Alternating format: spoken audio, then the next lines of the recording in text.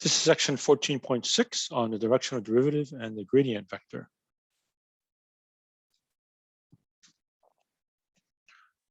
Okay, so on page 946 is where we're at.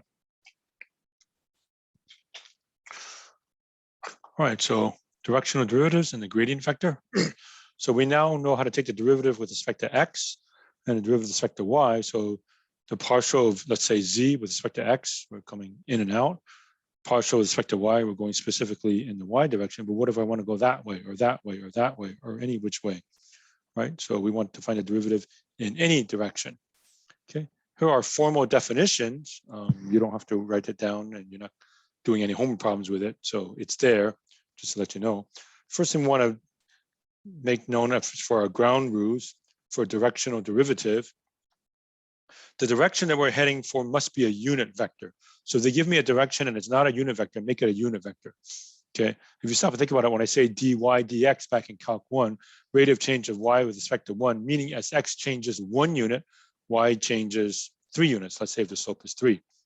Okay, even when I take the partial with respect to x and the partial with respect to y, those are per 1 unit. So when you say derivative with respect to x, as x moves 1 unit, how does z change? Or as y moves 1 unit, how does z change? So if I decide to go that way or that way or that way or that way, we will use a convention that we're always going to talk about a unit vector. So one thing to watch out for directional derivative is if they say what's the rate of change in a particular direction, first you have to convert it to a unit vector. So it's not a unit vector, you know what to do. Take the vector and divide it by its magnitude to make it into a unit vector. All right. All right, so with that background, page 948, box 3, you want to put that down, but I added something extra. The text gives you the 2-dimensional flavor. I decided to give you a 3-dimensional vector. So if f is a differential function of x and y, f has a directional derivative in a direction of any unit vector. Notice it has to be a unit vector, a, b. So you break it up into its components. Okay, so if I want fx, I'm only going in the x direction. If I want fy, I'm only going in the y direction. What if I want to go in some other direction? It's pretty straightforward. I mean, it's logical. The text goes over the proof of that. You can look at it or not, but it's component-wise. Okay, so if the components of the unit vector are a, b, then you just multiply fx by a and fy by b. And the 3-dimensional flavor, you can add this on. I think you can just put this on your cheat sheet. You can kind of tell what it would be. If this is fx, fy in 3 dimensions, you add fz, and then xy at c, if the unit vector is now a, b, c. So this is the 3-dimensional flavor. Just add this on. So notation, directional derivative of f in the direction of u. So it looks like d, u, f. It's the derivative of f in the direction of u. So the derivative will depend on where you're at. Even if you're at any particular point, if you're standing on a hillside, right? Standing on a hillside, you say, what's the derivative? Well, it depends if I'm going that way or that way or that way, right? If I turn my body around, then the rate of change might be positive or negative or 0. And as I keep moving around the hillside, even if I'm standing at the same spot, I just kind of turn my body, I get a different derivative, right? Okay, so we just take the unit vector a, b, c, okay, and take fx times a, fy times b, and fz times c, all right? All right, then we have something called the gradient vector, okay, on page 949. Okay, so first notation, gradient of f. We'll write either grad f, which I'm almost never going to do, or del f, the upside down triangle f. We normally read that as del f, okay, the gradient vector.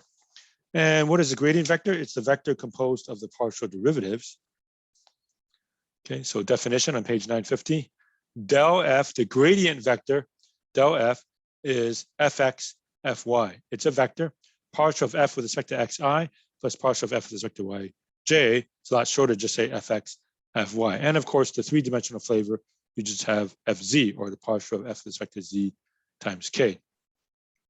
The nice thing about this is written as so, you can write the directional derivative as follows, and you can put this on your cheat sheet. Okay, the directional derivative of the function f in the direction of a unit vector u is a dot product of del f with the unit vector u. It's del f dot u.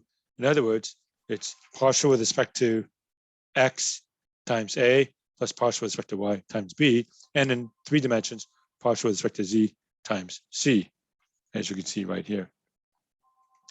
Okay, so to find the directional derivative, you'll find the gradient vector, which is fx, fy, and dot it with a unit vector. Yeah, notice here they don't give me a unit vector. You have to make it a unit vector in order to continue. Okay, all right. So for example, here, the norm of vector v is radical 29, square root of 4 plus 25. Okay, so that's the unit vector. And then del f, the gradient vector, is partial with respect to x, 2xy cubed, plus partial with respect to y, 3x squared y squared minus 4. Then you plug in at the given point 2 comma negative 1. So you plug in 2, negative 1, 2, negative 1. You have the gradient vector is negative 4, 8. So you take the dot product of negative 4, 8 with 2 over radical 29, comma 5 over radical 25, and that will give you the directional derivative. Okay, and again, function of 3 variables, similar theme.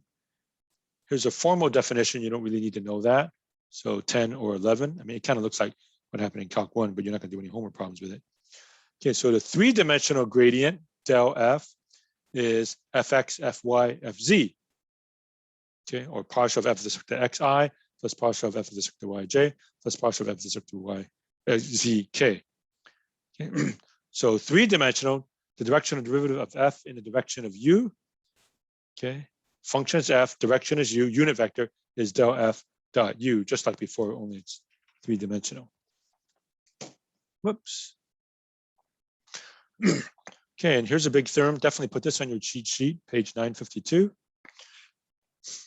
Suppose f is a differentiable function of 2 or 3 variables, the maximum value of the directional derivative. So you want to say, well, how do I get the maximum directional derivative? Do I go that way, that way, that way, and so on? And what is that maximum value? Okay, the maximum value of the directional derivative is the magnitude of the gradient vector, and it occurs when u has the same direction as the gradient vector del f. Okay, so the direction I want to go for the maximum rate of change is del f, and the magnitude of the gradient vector is the maximum value of the directional derivative. Okay, and the text goes over a little proof of that. You can look at it or not. Okay, and tangent planes to level surfaces. Okay, very similar to what we had before. If you have capital F of x, y, z is a constant, or you can make it 0. Okay, they use the chain rule here, but and the result is what you want. So tangent plane to the level surface, tangent plane to level surface, fx, x minus x0, plus fy, y minus y0, plus fz, z minus z0. Okay, and if you want the normal line, here are the symmetric equations. It's basically x minus x0 divided by fx equals y minus y0 over fy equals z minus z0 over fz. So those are the symmetric equations of the normal line that we have here. Okay. Right, so 14.6. We again show you the homework problems, and we had to go as high as 45. So starting on page 956. Problems here, page 957. Some more there, and there, and there.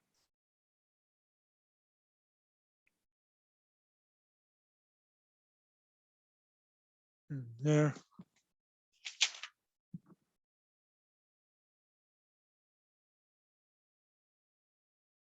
And there we go. Okay.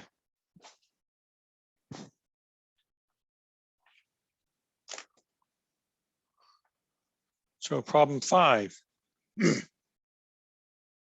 Given f of xy is y cosine xy, you're at the point 0, 1.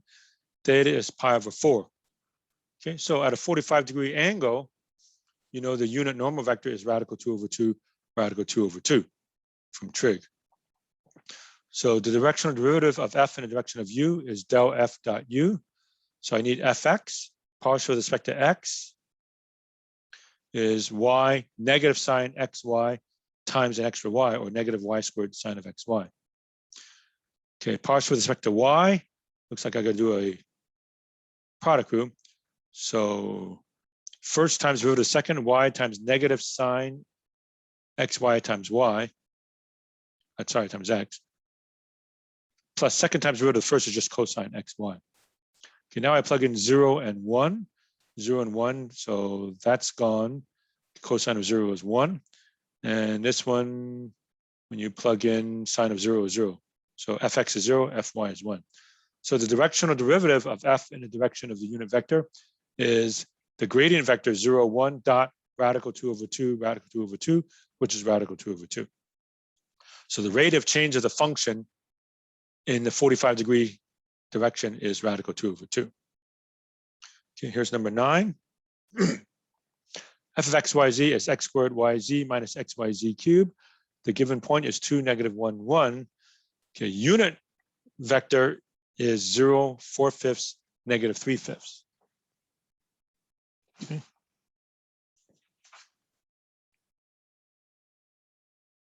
All right, so I need the gradient vector del f is fx, fy, fz. Partial with respect to x, 2xyz minus yz cubed.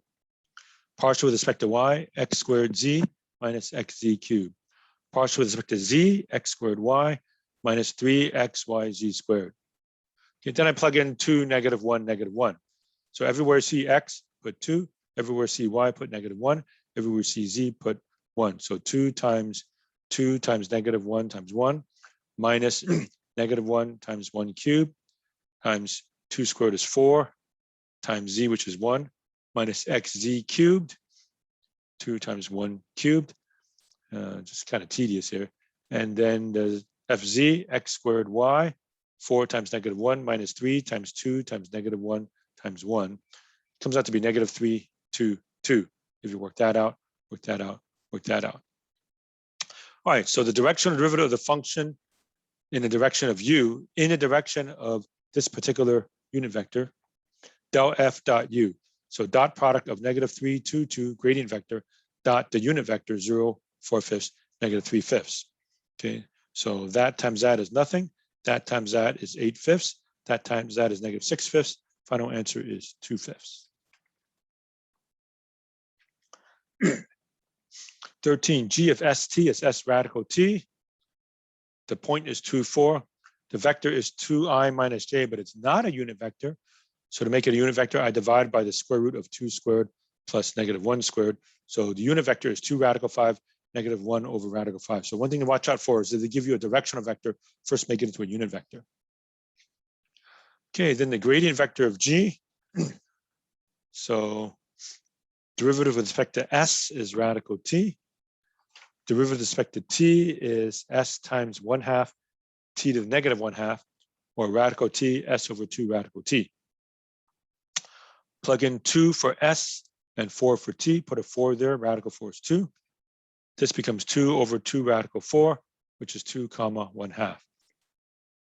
So the directional derivative of g in the direction of u is a dot product of del g, gradient vector, dot the unit vector.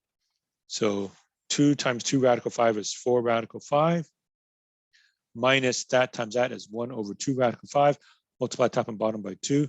So 7 over 2 radical 5. 15, f of x, y, z is that in the direction of 1, 2, 3. The vector they give me, the direction is 2, negative 1, 2. But I have to make it a unit vector. Very conveniently, the magnitude is 3 because square root of 4 plus 1 plus 4 is 9. Square root of 9 is 3. So the unit vector is 2/3, negative 1/3, 2/3.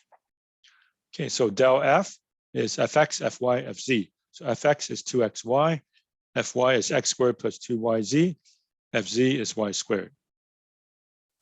Plug in 1, 2, 3. 2 times 1 times 2 is 4. X squared is 1 plus 2 times y times z, 2 times 2 times 3. And then y squared is 2 squared. So 4, 13, 4. So the direction derivative of f in the direction of the unit vector u is gradient vector del f dot u. So 4, 13, 4 dot 2/3, negative 1/3, 2/3. Okay, so that times that is 8/3. That times that is negative 13 over 3. That times that is 8/3. Final answer is 1. So that's the rate of change of the function in that one particular direction. Okay, 19 says f of x, y is that treated as x to the 1/2, y to the 1/2. The point is 2, 8 toward 5, 4. So if I'm going from here to here, okay, delta x is 3, delta y is -4. To make it a unit vector, I divide by the square root of 9 plus 16. Square root of 25 is 5. So the unit vector is 3/5, -4/5. And del f is fx, fy.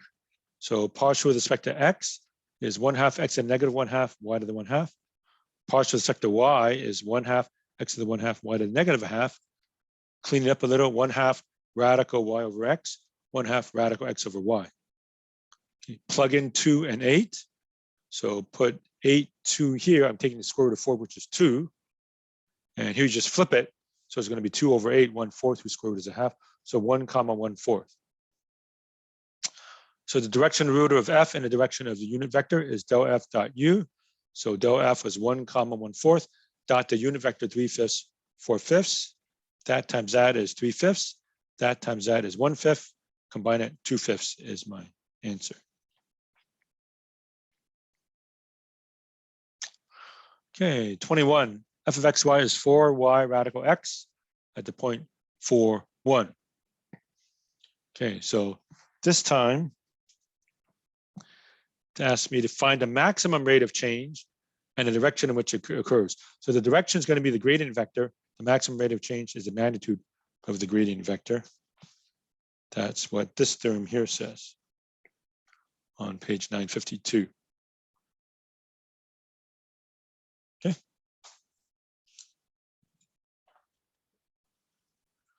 So del f, fx, fy.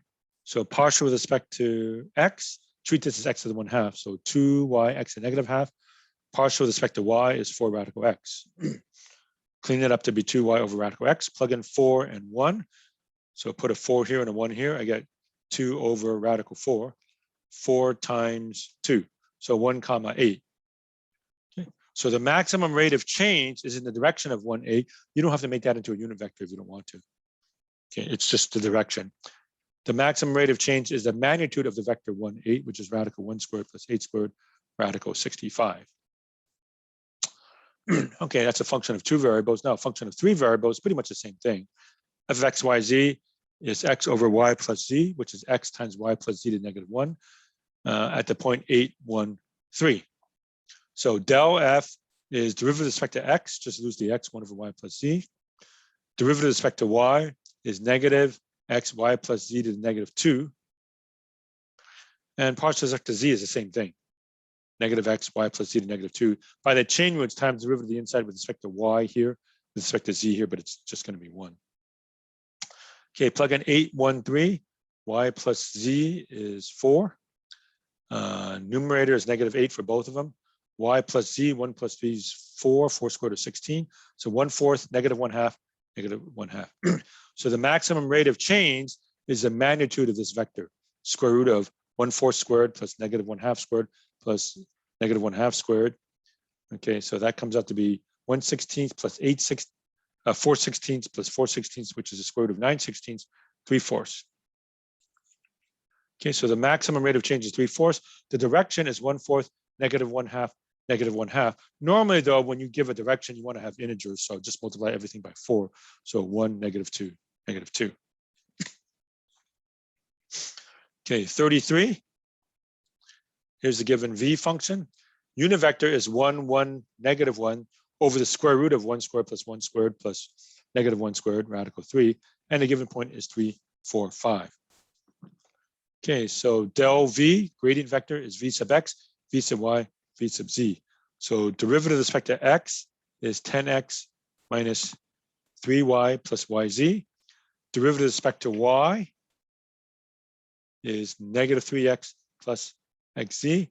And derivative with respect to z is only xy. That doesn't have a z. That doesn't have a z. That's just going to be xy. Okay, now I plug in 3, 4, 5. So 3 goes here, 4 goes here, 4 goes here, 5 goes here. 3 goes there, 3 goes there, 5 goes there. 3 goes there, 4 goes there. Grind it out, 38, 6, 12. Okay, so the maximum rate of change occurs in the direction of 38, 6, 12. What is the maximum rate of change? The magnitude of that vector. So square root of 38 squared plus 6 squared plus 12 squared, clean it up, 2 radical 406. Okay, and I was actually doing part B here, I guess, a little bit out of order. See, so the directional derivative of v in the direction of u, 38, 6, 12, dot 1, 1, negative 1 over radical 3. So it's 38 plus 6 minus 12 over radical 3, 32 over radical 3. Okay, then tangent planes and level surfaces, you're given this ellipsoid, 2x minus 2 squared plus y minus 1 squared plus z minus 3 squared equals 10 at the point 3, 3, 5. So del f is 4 times x minus 2. Del y is 2 times y minus 1. Del z is 2 times z minus 3. Plug in 3, 3, 5. Put a 3 there and a 3 there and a 5 there. Very convenient. We get 4, 4, 4. So 4 times x minus 3 plus 4 times y minus 3 plus 4 times z minus 5 equals 0. You stop and think about it. You can just divide both sides by 4 and lose it.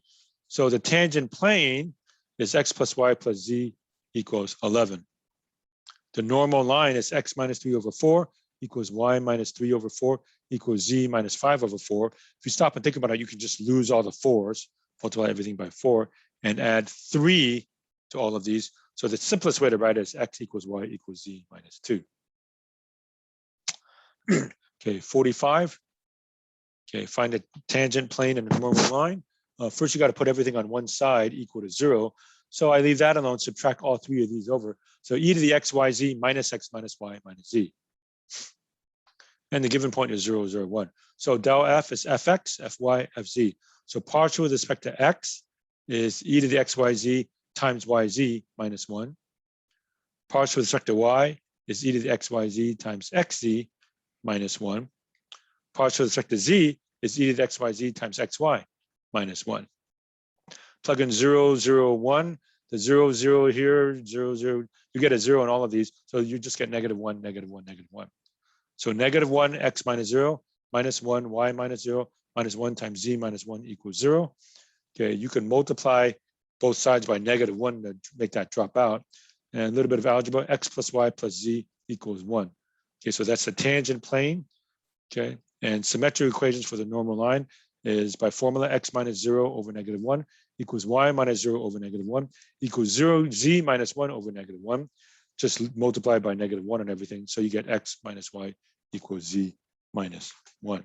Right, so that was section 14.6.